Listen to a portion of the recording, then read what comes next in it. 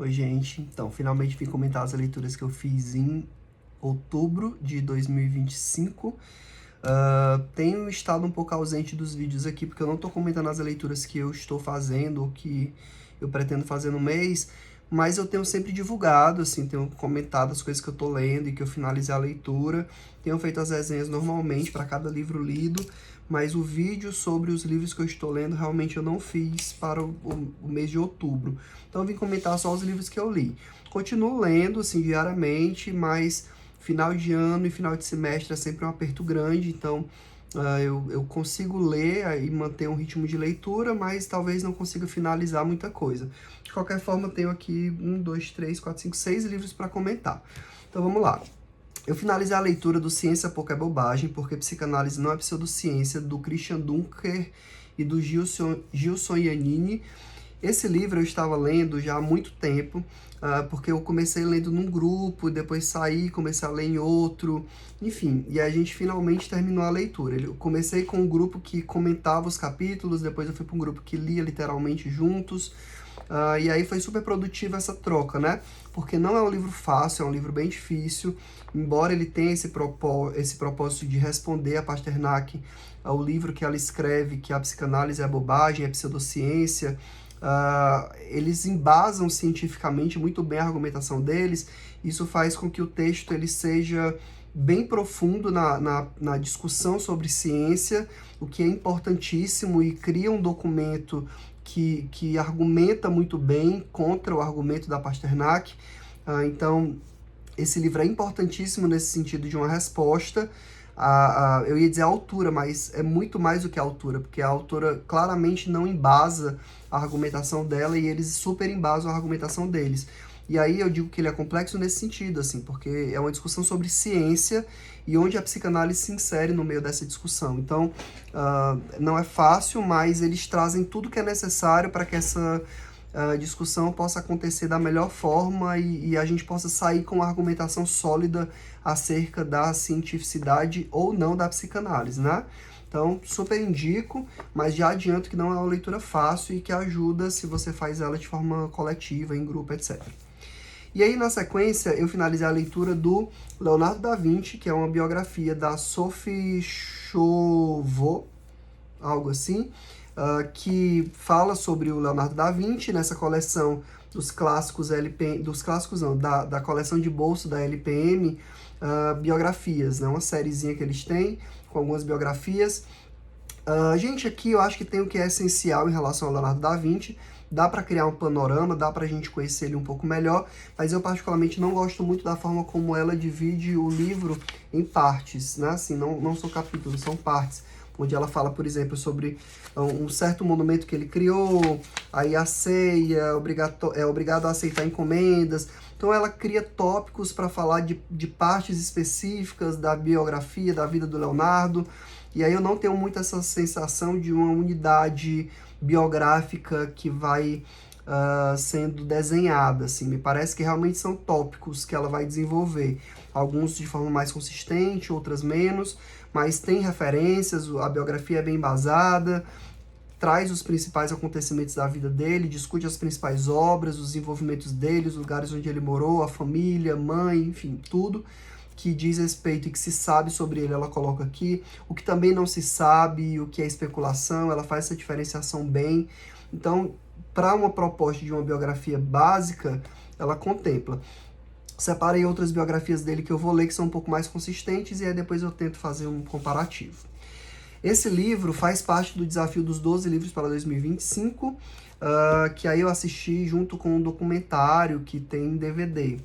Depois eu finalizei a leitura do Mowgli, Os Livros da Selva, do Rudyard Kipling, e aí eu li esse livro também para o desafio dos 12 livros para 2025, e eu queria ler ele em outubro por conta do mês das crianças.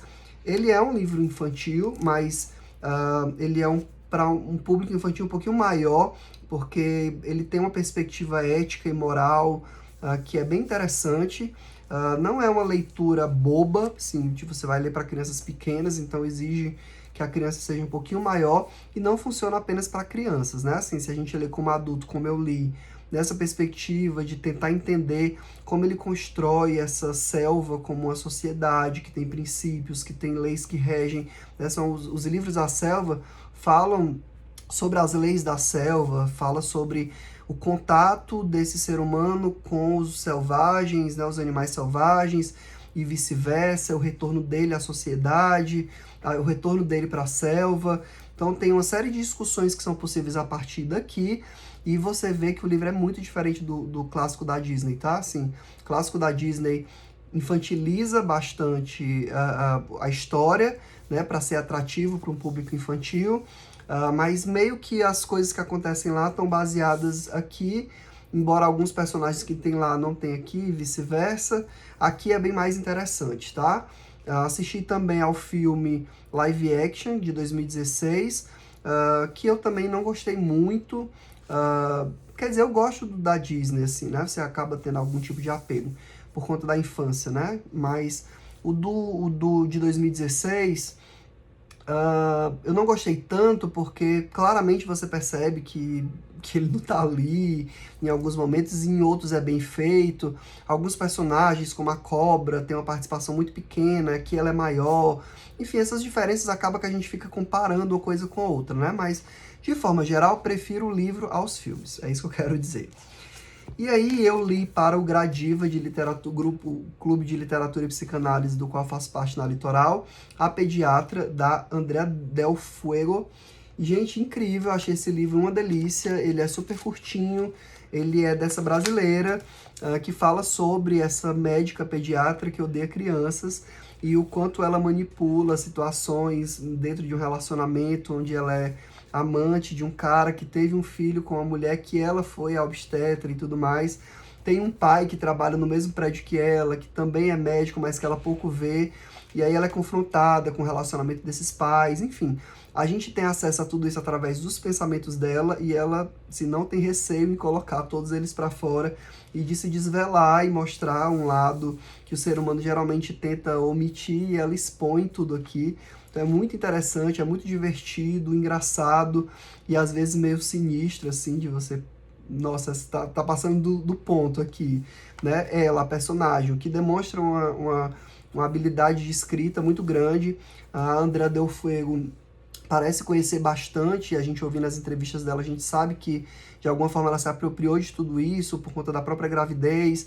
Então ela fala do universo da obstetrícia, da pediatria, assim, de forma muito conhecedora, e a gente acredita na verossimilhança dessa personagem com a médica e tudo mais.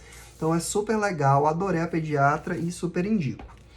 Depois, eu finalizei a leitura do Estruturas e Clínica Psicanalítica, do Joel Dahl. Aí aqui é um livro teórico de psicanálise, esse é um clássico da teoria psicanalítica, falando sobre as estruturas clínicas.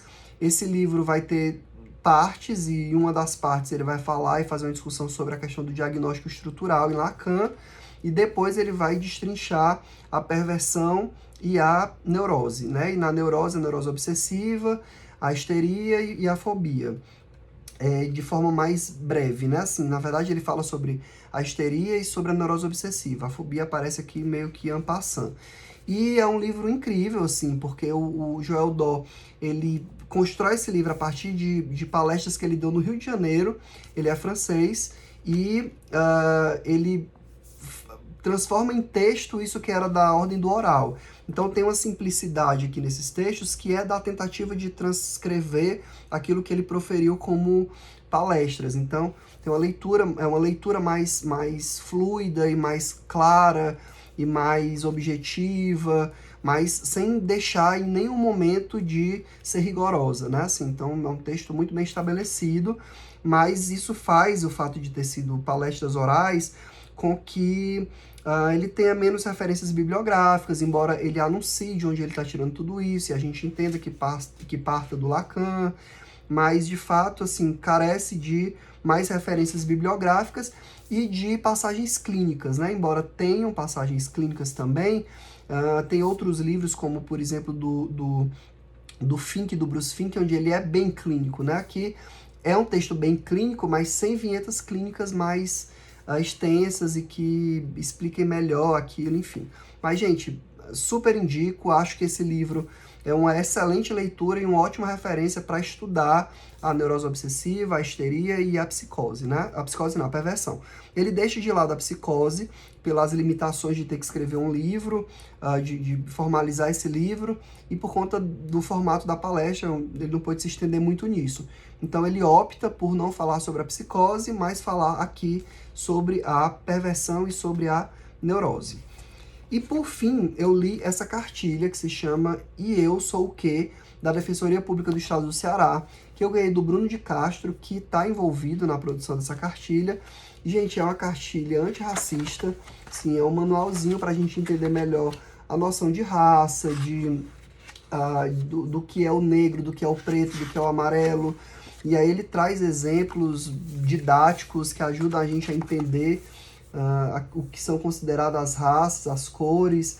Ele vai trazer exemplo de outras culturas para mostrar como essa perspectiva de quem é negro muda de acordo com a cultura, de acordo com o país. Ele vai trazer algumas perguntinhas básicas que a gente se faz e vai dar algumas dicas para mostrar como é que a gente pode ser um pouco menos racista e como é que a gente pode se engajar minimamente na luta antirracista. E ele faz tudo isso através desse personagem, o Daio, que conduz a gente durante a leitura dessa cartilha. Ele vai trazendo dados científicos e dados sobre a quantidade de pessoas negras, quantidade de pessoas brancas, pardas, enfim, tudo isso, e instrumentaliza bem a gente para a gente conseguir entender melhor essas discussões e alguns posicionamentos racistas que a gente faz e que a gente pode evitar simplesmente tendo contato com um texto que é claro, objetivo, didático. Então, essa cartilha da Defensoria Pública tem também a versão em PDF, que eu indico para todo mundo, e eu coloquei lá no meu carrossel, onde eu falo, onde eu crio uma resenha, onde eu tenho uma resenha sobre essa cartilha, tem lá uma das fotos como o QR Code para acessar e baixar o PDF dessa cartilha. Então essas foram as leituras que eu fiz em outubro de 2026, e eu volto para comentar as feitas em novembro. Em dezembro eu volto para comentar as de novembro. E mais uma vez eu não pretendo fazer vídeos sobre os livros que eu estou lendo, mas quem me acompanha aqui vê os livros nos meus stories. Sempre que eu começo um ou que eu termino, eu coloco eles lá. Então é isso, até o próximo vídeo.